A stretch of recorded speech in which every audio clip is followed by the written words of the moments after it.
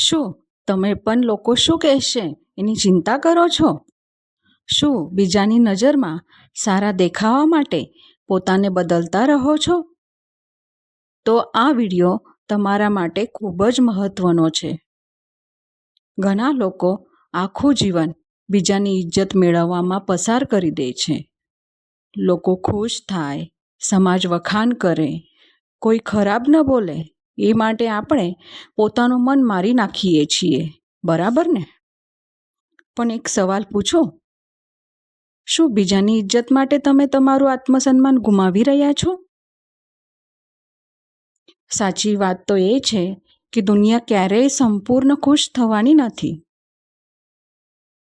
આજે લોકો વખાણ કરશે તો કાલે ટીકા કરશે.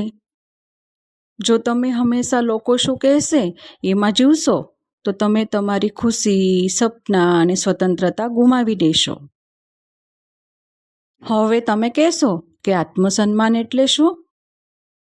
મારી દ્રષ્ટિએ આત્મસન્માન એટલે પોતાની કિંમત સમજવી.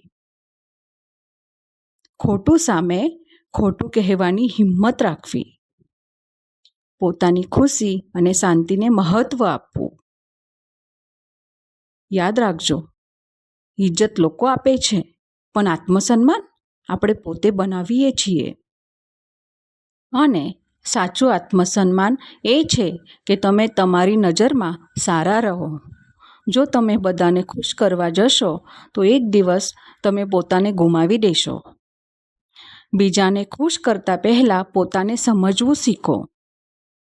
ડર છોડો, રિસ્ક લો. જીવનમાં આગળ વધવું હોય તો ડર છોડવો પડે. જીવનમાં આગળ વધવું હોય તો ડર છોડવો પડે છે. લોકો શું કહેશે એ વિચારતા રહેશો તો ક્યારેય નવી શરૂઆત નહીં કરી શકો. ક્યારેક જોખમ લેવું એ જ સફળતાની પહેલી સીડી બને છે.